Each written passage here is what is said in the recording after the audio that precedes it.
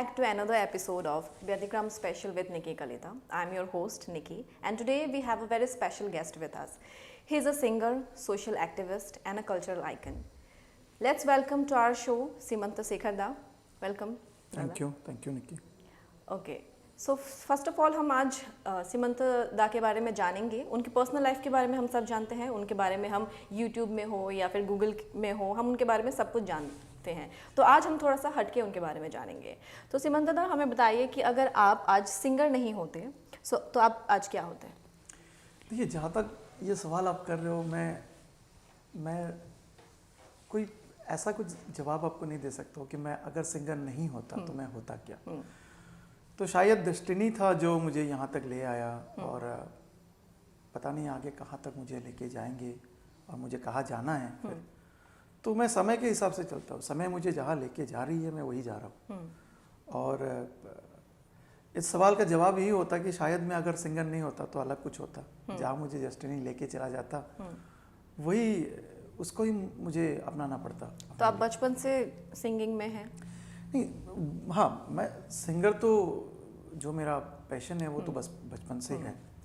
लेकिन प्रोफेशनली जो सिंगिंग मैंने पिकअप किया वो जाके बाद में हुआ. जब मैं बड़ा हुआ तो मुझे सोच आया कि हाँ, मुझे अभी थोड़ा सा प्रोफेशनल सिंगर की रूट के तरफ जाना है.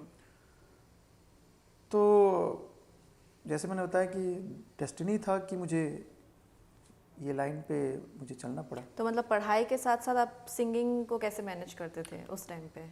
जी, पढ़ाई में मैं इतना ज़्यादा, सच बोलूँ तो मैं इतना ज़्यादा ध्यान नहीं देता था. Okay. ऐसा नहीं कि मैं पढ़ाई में ठीक ठाक था, मैं अच्छा था, मार्क्स अच्छे आते थे उस समय.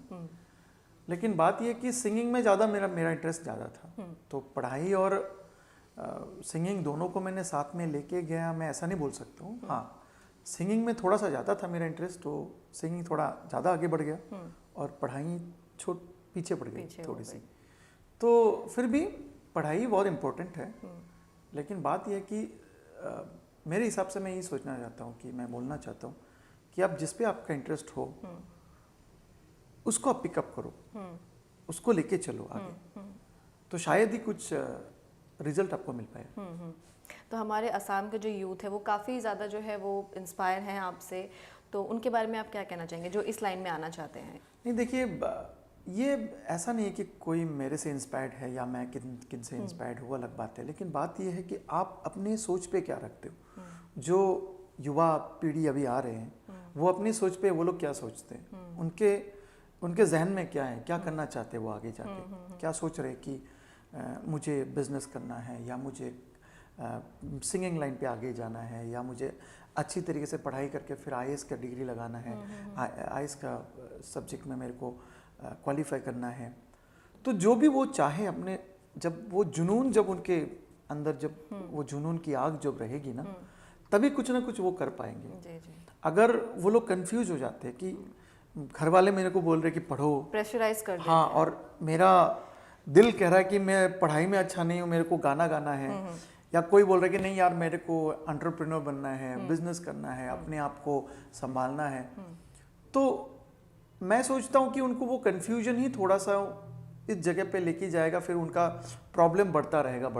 तो better you have to be concentrated whatever you want to do. आप जो करना चाहते हो उस पर आप कंसंट्रेट करो. हालांकि सोसाइटी या आपके फैमिली वाले या आपके दोस्त जो भी आपको बोले उसको जहन में रखते हुए आप अपना जो दिल का है ना वो सुनो. ये तो बहुत सही बात कही है कि खुद का जो हम चाहते हैं करना वो हमें करना चाहिए. हाँ. तो आपको मतलब आपका जो पहला एक्सपीरियंस था स्टेज पे वो कैसा था? स्टेज का पहला एक्सपीरियंस, हाँ, वो अच्छा ही था. लेकिन मुझे बहुत अच्छी तरीके से याद नहीं है क्योंकि मैंने बहुत छोटे से आपने शुरू किया पे ही मैंने स्टेज पे गाने के लिए शुरू कर दिए थे. तो अब मुझे बहुत ज़्यादा याद नहीं कि कौन सा पहला एक्सपीरियंस मेरा था. लेकिन हाँ, मैंने जितने भी स्टेजेस, हाँ, बेस्ट एक्सपीरियंस बहुत सारे हैं, लेकिन स्पेसिफिक कुछ ऐसा नहीं है कि ये ज़्यादा अच्छा लगा, ये ज़्यादा ख़राब लगा। हाँ, वो मिक्स एक्सपीरियंस थोड़ा सा है। तो अभी तो जैसे कि देख रहे हैं कि हम पेंडेमिक चल रहा है कोरोना की वजह से, 2 साल से हम लोग जो है वो बिहू में इतना ज़्यादा सेलिब्रेशन नहीं कर पाए हैं, तो उसमें आपकी क्या राय है कि मतलब पहले जैसे हम लोग खुल के एंजॉय करते थे, लेकिन अब चीज़ें जो है वो थोड़ा सा बदल गई हैं, बिहू में इतना ज़्यादा एक्साइटमेंट नहीं रहा अभी लोगों के बीच में। देखिए, ये जो है, ये समांतर का बात है। ये समय समय में आपको मुश्किलें आते रहेंगे, आप उसको सुलझाते रहोगे, और ये क्या होता है कि हर दिन समय एक नहीं चलता है। जैसे हम लोग ने हम सोच रहे हैं कि इस अगले लास्ट ईयर भी हम लोग का बिहू सेलिब्रेशन हुआ नहीं, इस साल भी नहीं होगा, शायद और 2 साल तक हो भी नहीं सकता है शायद। लेकिन इसके लिए ये बात नहीं है कि we will decide to become disappoint. Okay, so disappointment की बात कुछ नहीं है, ये समय की बात है। You have to wait for the time to come, you have to wait for the good time. हर रात के बाद एक सुबह होती है, तो you have to wait for that सुबह, फॉर द मॉर्निंग। बट आप जो रात काट रहे हो, इस पे आपको धैर्य रखना पड़ेगा। आपको वो धैर्य आपके दिल में, आपके मन में और आपके दिमाग में होना चाहिए। अगर आप बुरे वक्त पे धैर्य रखने का संबल आपके जहन पे नहीं है, आपके दिल पे नहीं है, तो अच्छे समय में आपको सेलिब्रेट करने का हक भी आपको नहीं मिलना है। वही है। Exactly. तो मैं क्या बोल रहा हूँ कि हाँ, ये समय है, ये समय जाएगा, बुरा वक्त जाता है, अच्छा समय आता है, we to wait for the good time. या अच्छा, तो जैसे कि अभी हम देख रहे हैं कि काफ़ी सारे लोग जो हैं वो सिंगर्स जो हैं वो नहीं गाना गा रहे हैं, तो अगर ऐसा कि मतलब अगर ऑडियंस चाहे कि एक जैसे हम वेबिनार करते हैं, तो अगर ऑनलाइन ही अगर कुछ ऐसा हो प्लेटफॉर्म की, अभी नेक्स्ट अगर बिहू में अगर हम ऐसा कुछ एक सोचें कि ऑनलाइन ही हमें जो है वो सिंगर्स को हम सुन सकते हैं घर बैठे बैठे, तो अगर आपको ऐसा मतलब इस हाँ, मैंने देखा है बहुत सारे प्लेटफॉर्म अभी आए हुए उभर के जो ये काम कर रहे हैं। ऑनलाइन लाइव स्ट्रीमिंग का बात चल रहा है, यूट्यूब में भी वो ऑलरेडी वो ऑप्शन है। तो मैं बोलना चाहता हूँ कि हाँ, ये ऑप्शन आप ऑलरेडी है एग्जिस्टिंग, और कोई कोई तो डेवलप भी कर सकते हैं, हो भी रहा है डेवलप, लेकिन लाइव में और इस पे बहुत फर्क है। जैसे आप किसी सिंगर को लाइव सुन रहे हो, तो वो मज़ा अलग ही है जो आप घर बैठे वो मज़ा नहीं आएगा। अब टीवी में भी वही कर सकते हो, तो उस पर क्या फ़र्क है। आप अगर मेरे को लाइव देख रहे हो कहीं पे किसी भी प्लेटफॉर्म में, और मेरा गाना आप यूट्यूब में सुन रहे हो, उस पर फ़र्क तो है ही नहीं। फ़र्क मिलेगा कहाँ पे, अगर आप मेरे को लाइव सुन रहे हो या मैं आपको लाइव परफॉर्म कर रहा हूँ, आप मेरे सामने बैठे हुए हो, मेरे सामने ऑडियंस बैठी हुई है, तो मुझे लगेगा कि हाँ, थोड़ा सा कुछ अलग है एक्सपीरियंस। तो वही है बस। तो मतलब यहाँ के जैसे आपका असम का एक्सपीरियंस हो गया गाने में, और जब आप बाहर शो में जाते हैं तो उसमें कितना डिफरेंस आता है? देखिए, डिफरेंस तो बहुत आती है, क्योंकि आसाम में हम लोग जब परफॉर्म करते हैं तो बहुत ज़्यादा हम असमीज और फोक म्यूज़िक पे कंसंट्रेट करके परफॉर्म करते हैं, क्योंकि यहाँ की डिमांड, ऑडियंस की डिमांड वही रहता है, क्योंकि वही हमको परफॉर्म करना पड़ता है। अगर आप बाहर जाते हो तब भी हम वही करते हैं, लेकिन अलग से करते हैं। अलग से जैसे आप देखिए, बिहू को परफॉर्म करना, आसाम में बिहू को परफॉर्म करना थोड़ा सा अलग एक्सपीरियंस है, बेहतर एक्सपीरियंस है। और बाहर जो आसामीज है नहीं, हाँ, जो है नहीं आसामीज, जिनको कल्चर के बारे में थोड़ा बहुत पता होता है, उनके सामने परफॉर्म करके उनको उस पे एंटरटेन करवाना थोड़ी अलग एक्सपीरियंस होती है। लेकिन दोनों ही बेहतर एक्सपीरियंस है, दोनों ही मज़ेदार एक्सपीरियंस है, जो करके हमें बहुत अच्छा लगता है। अच्छा, तो अभी ऐसा कुछ अपकमिंग आपके प्रोजेक्ट्स आ रहे हैं? मतलब नहीं, अभी तो ठप पड़ी हुई है सब, अभी है नहीं कुछ, क्योंकि हाँ, गाना हम लोग कर रहे हैं, कंपोजिशन चल रहा है, शूटिंग भी होने के कगार में है, अभी थोड़ी 1-2 महीने में शुरू हो जाएगी वो भी। लेकिन रिलीज़ के बारे में तो अभी थोड़ा सा हमको टाइम लगेगा। और जहाँ तक सवाल है लाइव शोज़ का, तो जब तक हालात ठीक नहीं हो जाते तब तक तो लाइव शोज़ तो पॉसिबल है नहीं। हमने सुना है कि आपने एक न्यू ऐप लॉन्च किया है, आप उसके बारे में थोड़ा सा बताइए हमको। हाँ, मेरी एक सर्विसेज है जिबॉन टेक्नोलॉजीज प्राइवेट लिमिटेड, तो जिबॉन नाम के एक मोबाइल ऐप हम लोगों ने शुरू किया है। ये एक सर्विस प्रोवाइडर है। जैसे अभी जो सिचुएशन है कि आप घर से बाहर नहीं जा सकते हो, आपको मेडिकल फैसिलिटीज़ भी अवेल करना है, तो इस ऐप के ज़रिए से आप गूगल प्ले स्टोर से ये डाउनलोड करके, या एक फ़ोन नंबर है, हॉटलाइन नंबर, जो ऐप यूज़ करना नहीं जानते उनके लिए वो कॉल कर सकते हैं। तो ये दोनों फैसिलिटीज़ क्या करते हैं, आप घर बैठे आपको जो टेस्ट करवाना है, ब्लड टेस्ट करवाना है, या डॉक्टर की सलाह लेनी है, या आप कोविड टेस्टिंग करना चाहते हो, जो भी टेस्ट आप करना चाहते हो, या हॉस्पिटल में जो भी फैसिलिटीज़ आप अवेलेबल करना चाहते हो, वो ऐप के ज़रिए से आप ले सकते हो। तो जब आप ऐप डाउनलोड कर लोगे तो आपको पता चल जाएगा, इस पर बहुत सारे हैं ऑप्शंस। और अगर आपको ऐप चलाना थोड़ा प्रॉब्लम लगता है तो आप you can call a number, what is the hotline number is there. तो ये एक टाइप का सोशल एक्ट भी है, और जिसमें एक बिजनेस भी है। बहुत सारे जो युवा जो क्वालिफाइड युवा हैं उनको हम लोगों ने इन्वॉल्व किया हुआ है। बहुत सारे हमारे यहाँ पे नियुक्त हो चुके हैं, करीब 15 से 20 जन यहाँ पे नियुक्त हैं। अच्छा, इस ऐप के अंदर। अच्छा। तो gradually we are trying to increase in pan India. हाँ, सो वो उस ऐप के जरिए मतलब सिर्फ वो मतलब आसाम बेस्ड है या ऑल ओवर इंडिया बेस्ड? ये ऑल ओवर इंडिया बेस्ड है। अभी आसाम में उसका सर्विसेज चल रहा है। अच्छा। मेघालय में चल रहा है। हाँ। और बहुत जल्द हम लोग कोलकाता और रांची टाउन सिटी के अंदर हम लोग सर्विसेज शुरू करने वाले हैं। तो इस पर क्या होता है, आप जब भी ऐप यूज़ करोगे तो वो लोकेशन बेस है, जहाँ पे हम लोग का सर्विसेज हैं। अच्छा। वहीं पे आपको सर्विसेज का जो इंफॉर्मेशन है वो मिल जाएगा। मतलब किस टाइप की सर्विसेज है इसमें? डोर टू डोर है? हाँ, डोर टू डोर सर्विसेज है। जैसे आपने ब्लड टेस्ट करना है आपको, फिर आपने कॉल किया तो वहाँ से लोग आ जाएंगे घर तक? हाँ, लोग आ जाएंगे हमारे वहाँ से। आपको सैंपल कलेक्ट करके जो हॉस्पिटल में आप सैंपल लेना चाहते हैं, या जो लेबोरेटरी है जहाँ पे आप करना चाहते हैं टेस्ट, वो सिलेक्ट करवा दीजिए। तो फिर ऑटोमेटिकली वहाँ पे ड्रॉप हो जाएगा और आपके मोबाइल ऐप में टेस्ट होने के बाद रिपोर्ट जनरेट हो जाएगी। अच्छा। और तो जो गांव में लोग रहते हैं उनके लिए? हाँ, जो गांव में रहते हैं उनके लिए जहाँ पे सर्विसेज हैं तो वहाँ वो लोग सर्विसेज उसको अवेल कर सकते हैं। अगर वहाँ पे नहीं है तो they have to go to a nearby centre, जहाँ पे हम लोग का सेंटर है, वहाँ जाके भी ये काम कर सकते हैं। अच्छा। तो मतलब एज अ होल ये बहुत ही एक अच्छा जो है एप्लीकेशन। हाँ, ये बहुत ही अच्छा एप्लीकेशन है उन लोगों के लिए जो घर से बाहर नहीं निकल सकते। बेहतर है इस कंडीशन में आप घर पे ही रहो। और जो बुजुर्ग हैं उनके लिए बहुत ज़्यादा ये बेनिफिट लेते हैं। बिकॉज इस कोरोना ने जो है वो कहीं ना कहीं लोगों को जो है वो बहुत ही डरा के रख दिया है। ये 2 साल से बहुत चीज़ें जो है वो रुक सी गई है, इकोनॉमी जैसे थोड़ी सी डाउन हो गई है ये देखा जाए तो ये ऐप जो है उस चीज़ से बहुत ही हेल्प करेगा लोगों के लिए। हाँ, ये बहुत ही उनके लिए बहुत ज़्यादा कामयाब हो सकता है। और जहाँ तक मैं सोच रहा हूँ कि ऐसे बहुत सारे सर्विसेज हैं जो अभी ऑनलाइन में अवेलेबल है नहीं, तो उनको भी हम ट्राई कर रहे हैं कि इस ऐप के जरिए से हम लाए, सिर्फ मेडिकल फील्ड में, not food and all, only the medical field. Because food में तो बहुत सारे ऑलरेडी हैं, आप बहुत सारे एप्लीकेशंस आपको मिल जाएंगे, लेकिन मेडिकल फील्ड में बहुत कम है जिसपे, और जो भी हैं जितने सारे हैं उसमें से सक्सेसफुल बहुत कम है, उनके तादाद बहुत कम है। तो we are trying to put something under one umbrella all the services. हाँ.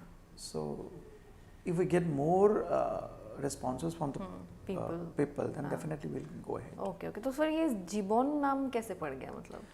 ये देखिए मुझे लग रहा था कि ये नाम मैंने सोच रहा था कि मैं मतलब कनेक्ट करें जीबोन अमर जीबोन लाइक ऐसे? एग्जैक्टली, इसमें थोड़ा सा आसामीज फ्लेवर है। हाँ. तो फ्लेवर क्या है, जो आप जीबोन जब बोलते हो ना, तो जीबोन आपको हर लैंग्वेज में वो नाम आएगा। शायद उसका फोनेटिक्स अलग होगा, क्योंकि हम लोग जब असमीज में बोलते तो उसको बोलते जीबोन, और जब हिंदी में बोलते तो बोलते कि जीवन, और जब भी हम बंगाली में बोलते तब भी बोलते कि जीबोन। तो लेकिन फोनेटिक्स अलग अलग होता है कि वर्ड सेम ही रहते हैं। तो मुझे ऐसा लगा कि अगर मैं ये वर्ड यूज़ करूँगा इस पर तो थोड़ा सा वो, तो आपने खुद ही मतलब ये वर्ड, हाँ नहीं, मैंने सिलेक्ट किया है, क्रिएट नहीं किया है, वो ऑलरेडी है। तो मैंने सोचा कि हाँ ये वर्ड सबको याद रहेगा। अगर मैं कुछ उटपटांग सी नाम लेके वहाँ पे दे दूँ तो शायद ऐसा लगेगा कि यार नाम क्या था, कौन सा नाम था यार ये ऐप का, मैं भूल गया यार, याद नहीं आ रहा है। तो ये होता है। तो इसलिए मैंने सोचा कि हाँ मुझे Yes. सहज सा नाम एक देना पड़ेगा। बट जीवन तो बहुत अच्छा नाम है, ये लोगों से कनेक्ट भी करता है क्योंकि बिकॉज ये लोगों के लिए हेल्थ फैसिलिटीज़ के लिए ही बनाया गया है, तो जीवन इम्पॉर्टेंट है, लोगों के लिए हेल्थ ज़्यादा इम्पॉर्टेंट है देखा जाए तो, ये बहुत ही अप्रोप्रिएट नाम आपने रखा है। ओके, तो फिर और एक क्वेश्चन है मेरे लिए आपके लिए कि अगर सपोज़ आप बहुत कहीं कहीं दूर दूर जाते हैं तो फिर वो टाइम मैनेजमेंट किस तरह से होता है? बिकॉज आजकल जो है वो लोग इतना बिजी हो गए हैं कि टाइम मैनेज कर पाना बहुत ही कठिन हो गया है, तो टाइम मैनेजमेंट के ऊपर आपका क्या राय है? देखिए ये जो आप ये जो बोल रहे हैं आप, हाँ। जो आज हर लोग बहुत बिजी हो गए क्योंकि हैं। पहले जब होते थे लोग इतने ज़्यादा बिजी नहीं होते थे, आजकल मतलब लोग इतना बिजी नहीं, हो ये गए मिथ है। हाँ। नहीं, ये पूरी मिथ है। मिथ है। आप कभी नहीं बोल सकते कि मैं बहुत बिजी बिजी हूँ। हो, हाँ। ये ना, ये अपने आप को जैसे आप नीचे कर रहे हो। जैसे देखिए जो आदमी बोलता है कि मैं बहुत बिजी हूँ, तो शायद ऐसा हो सकता है कि he can't manage the time. Okay, अपने आप को बोलना कि मैं बहुत बिजी हूँ, तो इस पे क्या होता है, एक नकारात्मक भावधारा आ जाता है। यस, आपके अंदर, आपके अनजाने से आपके दिल में छा जाता है, आपके जहन में छा जाता है। तो उस पे क्या होता है, आप काम करने के लिए जो काम आप करना चाह रहे हो, उसके लिए आपको पहले बोलते हैं यार मैं तो बिजी, मैं कर कैसे सकता हूँ यार, मेरे पास तो टाइम नहीं है। ये सबसे बड़ी मिथ है कि मेरे पास टाइम नहीं है। भगवान ने आपको जीने के लिए जो टाइम दिया हुआ है, सबके लिए वो सेम ही है। सेम ही है। आपके ऊपर डिपेंड करता है कि आप उसको कैसे मैनेज करते हो, आप उसको कैसे मेंटेन करते हो, कैसे आप बिना बताए, अपने आप को बिना बताए ये आप चल सकते हो कि मैं बिजी हूँ। जो भी बंदा मेरे को बोलता है मैं यार बहुत बिजी हूँ, मैं काम नहीं कर सकता, वो अलग बात है। लेकिन जो बोलता है कि मैं बिजी हूँ, इसमें से मुझे लगता है कि हाँ ये थोड़ा सा नकारात्मक है, जो आपको अपने अंदर ही थोड़ा सा रुक रहा है कुछ करने के लिए, कुछ नहीं करने के लिए। So I better think about make a proper planning, और उस पर आपको ध्यान देना पड़ेगा कि हाँ मुझे किसी चीज़ पे ऐसा नहीं करना चाहिए कि हाँ ये होगा तो नहीं यार, ये नहीं हो सकता यार, मैं बिजी हूँ। ये फीलिंग से आपको बच के रहना चाहिए मेरे हिसाब से। तो टाइम मैनेजमेंट इटसेल्फ आपके ऊपर डिपेंड करता है कि आपको कौन सा काम करना चाहिए, कौन सा काम नहीं करना चाहिए। तो मैं वैसा ही सोचता हूँ उसके बारे में। ओके। सो हम लोग, जैसे कि आपको पता है कि आप एक बहुत बड़े सिंगर हैं, तो नहीं मैं बहुत बड़ा नहीं, मैं सिंगर हूँ। बहुत लोग आपको पहचानते हैं, आपसे इंस्पायर होते हैं आपसे, तो फैन मोमेंट तो ऑब्वियसली आपका कुछ ना कुछ तो रहा ही होगा। सो जो बेस्ट फैन मोमेंट है वो क्या था आपको? कभी यहाँ ही नहीं, सिर्फ गुवाहाटी या आसाम की ही नहीं, मतलब ऑल ओवर इंडिया में आप परफॉर्म करते हैं, तो उसमें मोमेंट्स बहुत है, लेकिन मैं उनको फैन मोमेंट्स नहीं बोलता हूँ। मैं बोलता हूँ ये जो मोमेंट्स है, दे लव माय म्यूजिक, तो मेमोरीज आई हैव। बिकॉज मैं सोचता हूँ कि मुझे लाइक करना और मेरे जो मैंने गाना गाया हुआ है, जो वो उन गानों को लाइक्स करना, वो अलग बात है। मैं उसको कभी मिसअंडरस्टैंड नहीं करता हूँ कि कोई मेरा गाना लाइक करता है तो इसका मतलब ये नहीं है, मतलब ये नहीं है कि वो मुझे भी लाइक करता होगा। वो दोनों अलग अलग बातें हैं। My personality is a different thing, my singing is a different thing.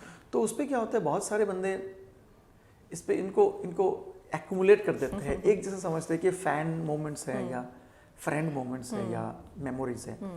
तो मेरे लिए वो मेमोरीज है जो जब मैं परफॉर्म कर रहा हूँ स्टेज में या कहीं पे मैं गाना गा रहा हूँ, उस समय में मुझे जो मेमोरीज मिलते हैं मेरे लिसनर्स से, मेरे ऑडियंस से, तो उसको मैं याद रखता हूँ। और वैसे बहुत सारे मेमोरीज हैं, बहुत सारे ऐसे भी हैं कि मुझे जब याद आता है तो बहुत हंसी आती है। अच्छा। और बहुत सारे ऐसे भी हैं कि जब मैं उसको याद करता हूँ तो मुझे बहुत दुख होता है। तो है बहुत सारे इंसिडेंट्स ऐसे। तो एक अब थोड़ा सा शेयर करना चाहेंगे तो? हाँ, एक समय में मैं पढ़ रहा था उस समय डिब्रूगढ़ में, तो एक बंदा आया हुआ था, वो हमारे हॉस्टल में आता रहता था उस समय। हॉस्टल में बताए तो आपको खाना बहुत ढंग का खाना मिलता नहीं है। तो हम लोग का क्या होता है कि मेरे जो सारे मेरे बैट्समेट थे, दोस्त थे, उनको ये लगता था कि ठीक है सीमांतो को कहीं इनवाइटेशन मिल गया तो हम भी चलते हैं उसके साथ, क्योंकि कुछ ना मिले या ना मिले, खाना तो अच्छा ज़बरदस्त मिल जाएगा। तो एक बंदा आया हुआ था हमारे हॉस्टल पे, कुछ बिहू का शोज था, तो वो बातों बातों में उसने बोल दिया कि यार मेरे गांव में एक बिहू का शोज है, तू परफॉर्म करेगा? मैं बोला कब है यार? यार अगले हफ्ते है, तो आजा एक बार परफॉर्म कर ले, तेरे को अच्छी तरीके से खिलाएंगे, पैसा वैसा नहीं दे सकते लेकिन। तो मेरे दोस्त लोग तो बहुत खुश हो गए, बोले यार पैसा खाना तो मिल जाएगा ना, तो एक काम कर 2 गाना गा के चले, हम लोग खाना दबा के खाएंगे फिर निकल जाएंगे वहाँ से। मैंने सोचा हाँ ठीक है यार चलो, खाना तो मिल रहा है ना फिर। तो टाइम आ गया, उस समय शाम को हम लोगों को एक ऑटो दिया गया ऑर्गेनाइजेशन की तरफ से जाने के लिए। वो करीब 5-6 किलोमीटर दूर था हमारे हॉस्टल से। तो ऑटो में हम लोग 10-15 जन घुस गए वहाँ पे, जितने सारे घुस सकते थे सारे घुस गए। सो गया वहाँ पे, तो हम रुके, चला गया, फंक्शन चल रहा है, कोई कोई दूसरे आर्टिस्ट गा रहे हैं। तो I was waiting in front of this green, waiting in the green room. नहीं मैं सामने बैठा हुआ था। तो मेरे दोस्त सारे मेरे पर बैठे हुए थे, मेरे को देख रहे थे, यार अभी गाना गाएगा, खाना खाने को मिलेगा हमको। रात को 12 बज गया, नहीं बुलाया, चल रहा है शोर से। 1 बजने को है, बुलाया नहीं, चल रहे थे, बाहर बारिश हो रही थी बहुत। वो बंदा जब दिखता है ना, वो स्टेज के नीचे दिखता है, तो वो बोलते हैं, हमको हाथ दिखाते हैं, रुक रुक रुक, एक मिनट, हो रहा है। तो उस समय हमको बहुत भूख लग गई थी। तो एक मेरा दोस्त एक जाके उसको पूछ लिया, यार इसको गवा दे जल्दी जल्दी, क्योंकि बहुत भूख लगी हुई है, अभी बुलाएंगे, अभी 2 मिनट में बुलाएंगे तुमको। फिर रुक के करीब 1:30 बजे के आसपास बुलाया। 2-3 गाने मैंने गाए, ऑडियंस बहुत खुश था। गाना गा के मैं नीचे आ गया, खत्म हो गया मेरा प्रोग्राम। दूसरा का प्रोग्राम शुरू होने वाला था, क्योंकि बीयू का शो ना पूरा रात भर चलता है, सुबह तक। तो मैंने 1:30 बजे को गा लिया गाना, तो खाना मिलेगा। उसके बाद जो बंदा गायब हुआ ना वहां से, वो है ही नहीं। फिर उसको हम ढूंढ रहे, कहाँ गया पता नहीं, ना पीछे है स्टेज के, ना सामने है, कहीं पे है नहीं। उस समय तो मोबाइल का कुछ है ही थे, मोबाइल कुछ नहीं था, तो ढूंढना पड़ता था। ना फेसबुक था, ना व्हाट्सएप था, ना मोबाइल था, कुछ नहीं। वो 2006-05 की बात है। तो 2:30 बज गए रात को, भूख से मारी जा रही थी, हालत बहुत खराब हो गया था। तो ऑटो वाले जो है ना, वो हमको दे दिया था ना, ऑटो वाले को बोला, यार भाई चलो, अभी खाना वाना नहीं मिलेगा। मेरे सारे दोस्त लोग बहुत गुस्सा हो गए, यार इसने हमको खाना खिलाने के लिए बोला था, अभी खाना तो दूर की बात, वो है ही नहीं, दिखाई नहीं दे रहा है। तो हम चले आए हॉस्टल। रात को 3-3:30 बजे हॉस्टल मिला, खाने की तो कुछ नहीं है, सब तो खत्म हो गया हॉस्टल में तो और ही कुछ नहीं मिलता, और कुछ नहीं मिलता है। तो सुबह तक हम सबको रहना पड़ा भूखे पेट। फिर सुबह जाके हमको ब्रेकफास्ट मिला, और उस दिन जो ब्रेकफास्ट हम लोगों ने खाया, वो आज तक याद है कि इतना भुक्कड़ हम थे ही नहीं लाइफ में कभी, जो उस दिन हम लोगों ने खाया है। तो पूड़ियाँ कम पड़ गई थी उस दिन। अरे बाप। और तो ये बहुत ही मजेदार, ऐसे बहुत सारे इंसिडेंट्स हैं जो मुझे अब भी याद है, और बहुत अच्छा भी लगता है, दुख भी होती है, लेकिन अभी उसको सोचने में बहुत हंसी आती है। लेकिन अभी उस सिचुएशन से अभी बहुत चेंजमेंट आ चुका है। हाँ, चेंजेस तो बहुत आया हुआ है, लेकिन मेमोरीज तो आती मेमोरीज तो आपके लिए तो ये चलता ही रहेगा जब तक हर दिन एक नया मेमोरी क्रिएट होता रहता है। ओके सिमंत दादा, आपसे बात करके बहुत ही अच्छा लगा। मुझे भी अच्छा लगा जी, आप हमारे शो में आए उसके लिए बहुत बहुत शुक्रिया। तो दर्शक, देखना ना भूलिए हमारा अगला एपिसोड। आप हमारे साथ बने रहिए हमारे YouTube चैनल पर। धन्यवाद।